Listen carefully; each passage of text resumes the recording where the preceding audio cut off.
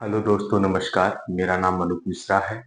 मैं आप लोगों के सामने यूट्यूब पर अपना एक नया सेशन पढ़ाई का एक नया और पहला वीडियो लेकर उपस्थित हुआ हूँ। जैसे कि आप सब जान सकते हैं या देखते हैं, यहाँ पे लिखा हुआ है एनसीईआरटी 9th क्लास का भूगोल पाठ है, भारत की स्थिति, अवस्था और विस्तार। यानी कि चाहे आपका हिस्ट्री हो, चाहे ज्योग्राफी हो, चाहे पॉलिटी हो, चाहे इकोनॉमी हो, ये सभी मैं सारे विषय 9th class, 10th class, 11th class और 12th क्लास, सारे क्लास के चारों विषय मैं स्वयं एक एक चैप्टर को तोड़ तोड़ के, जैसे मान लो मैंने ज्योग्राफी की कॉपी बुक उठाई और उस बुक में पहला चैप्टर है भारत की स्थिति, अवस्था और विस्तार। इस चैप्टर को एनसीईआरटी के माध्यम से, जैसे कि 3 क्लास लग जाए, 4 क्लास लग जाए, 5 क्लास लग जाए, लेकिन इतने डिटेल में और एकदम डेप्थ में तोड़ तोड़ के हम पढ़ाएंगे कि रीड बिटवीन द लाइंस, यानी कि जो शब्द लिखे हैं एनसीईआरटी के, उनके जो अर्थ निकलने हैं वास्तविकता में, जो छात्रों को पता होने चाहिए, उसकी जानकारी हो जाएगी। इस लेवल पे मैं जाके पढ़ाऊंगा। अब उसमें चाहे एकेडमिक का बच्चा हो, एकेडमिक यानी कि जो 9th क्लास में पढ़ रहा हो, 10th में या 11th में या 12th में, तो वो उस स्तर से पढ़ेगा तो भी उसके लिए कामगर साबित होगा। कोई अगर वनडे एग्जाम दे रहा है तो उसको ढेर सारे फैक्ट हर चैप्टर से एनसीईआरटी के निकलते हुए मिल जाएंगे। जैसे कि आजकल के आप यूपी के एग्जाम्स में या बिहार के बीपीएससी एग्जाम्स में या अदर स्टेट के एग्जाम्स में आप देख रहे होंगे कि ढेर सारे क्वेश्चन एनसीईआरटी से पुट अप हो रहे हैं। और आगे चल के अगर कोई बच्चा स्टेट पीसीएस की या यूपीएससी की तैयारी करना चाह रहा है या कर रहा है, तो वो भी इस वीडियो से लाभ उठा सकता है। और डिटेल में डेप्थ जानकारी को अगर वो एक बार समझ लेगा, इसका कॉन्सेप्ट देख लेगा हर सब्जेक्ट का, हर चैप्टर का, तो उसका जो एक कॉन्सेप्ट बिल्डअप होगा एनसीईआरटी के माध्यम से, उसको फिर अपने आगे की तैयारी में बहुत मदद मिलेगी। तो मेरा उद्देश्य यही है कि मैं आपको इसकी जानकारी दूं और आशा है आप लोग इसको खूब सराहेंगे। तो चलिए हम अपने विषय वस्तु पर आते हैं। आइए, जैसे कि 4 बुक है, हिस्ट्री, ज्योग्राफी, पॉलिटी और इकोनॉमी। मैं सबसे पहले ज्योग्राफी यानी कि भूगोल उठा रहा हूँ। इस चैप्टर को 3 पार्ट या 4 पार्ट या 5 पार्ट में मैं कवर करूंगा, एक एक चैप्टर को बहुत धीरे धीरे आराम से, एक एक चीजों को समझते हुए डेप्थ में। मुझे नहीं लगता कि एनसीईआरटी को कोई भी यूट्यूब पे इतना डिटेल में फ्री में पढ़ाया होगा। तो मैं आपके समक्ष उपस्थित हूँ, थोड़ा अपने नॉलेज से, थोड़ा किताबों से लेकर के, थोड़ा इधर उधर से आया हूँ। आइए चलते हैं। तो पहले चैप्टर का नाम है भारत की स्थिति, अवस्था और विस्तार। तो जो पहले चैप्टर का नाम है, इसी नाम के आधार पे हम इस चैप्टर को डिफाइन करेंगे।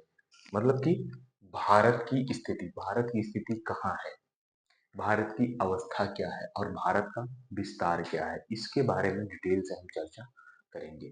तो सबसे पहले भारत की स्थिति जानने से पहले हमको एक वर्ल्ड का मैप पता होना चाहिए, और उस मैप पर भारत की स्थिति कहाँ है, उस आधार पे हम देखेंगे और फिर इसको आगे पढ़ेंगे। चलिए चलते हैं, देखते हैं। पहले कुछ कॉन्सेप्ट बताएंगे, उसको आप समझ लीजिए, उसके बाद आप आगे चलिएगा। देखिए, जैसे कि हमने एक ग्लोब बनाया, ग्लोब ग्लोब बनाया हमने, आप देखे होंगे कि ऐसे रखा होता है। ये उसी टाइप का ग्लोब है, यही ग्लोब है ये। आइए हम इसके बारे में पढ़ते हैं। तो ग्लोब पे कुछ काल्पनिक रेखाएं होती हैं, कुछ काल्पनिक रेखाएं, काल्पनिक रेखाएं, वो बहुत सारी काल्पनिक रेखाएं हैं, लेकिन 3 मुख्य काल्पनिक रेखाएं जिससे हम पढ़ते हैं। उस काल्पनिक रेखा में सबसे पहली काल्पनिक रेखा है कर्क रेखा, उसके बाद दूसरी है मकर रेखा, और कर्क और मकर रेखा के बीच में जो है उसके 2-3 नाम है, उसको हम बोलते हैं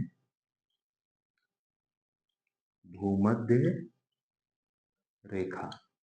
हम और क्या बोल सकते हैं उसको, 0 डिग्री अक्षांश रेखा या इक्वेटर लाइन, इसको हम और क्या बोल सकते हैं, इक्वेटर लाइन। तो ये चीजें समझ गए। आइए हम इसको मैप देखते हैं ये कहाँ है और भारत से कैसे इन रेखाओं से भारत की स्थिति अवस्था और विस्तार के बारे में जानकारी मिलती है। आइए चलते हैं।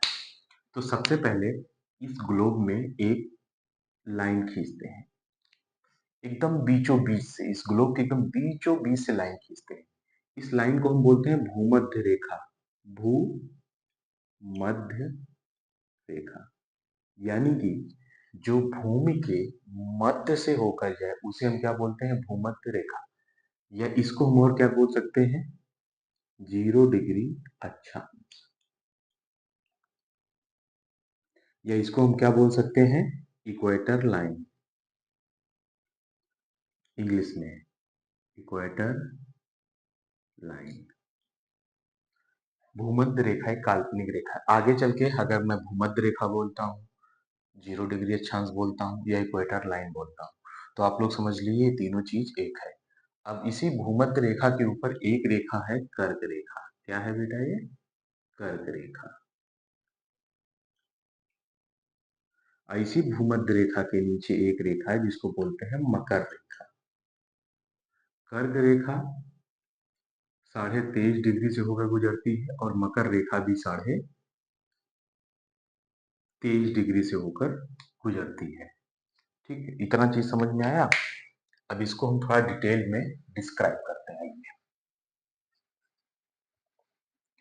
डिटेल में डिस्क्राइब करने से पहले आप लोग एक चीज समझ लें जो सबसे अहम है।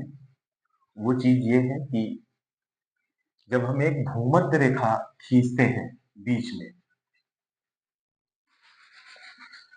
भूमध्य रेखा जब हम बीच में खींचते हैं तो भूमध्य रेखा पूरे ग्लोब को दो भाग में बांटती है। एक भूमध्य रेखा के ऊपर का भाग, एक भूमध्य रेखा के नीचे का भाग। भूमध्य रेखा के ऊपर के भाग को उत्तरी अक्षांश और भूमध्य रेखा के नीचे के भाग को दक्षिणी अक्षांश में बांट सकते हैं। यानी कि आप इस वाले भाग को उत्तरी गोलार्ध और नीचे वाले भाग को यहां से दक्षिणी गोलार्ध, दक्षिणी गोलार्ध। देखिए ये भूमध्य रेखा बीच से गुजरी है 0 डिग्री,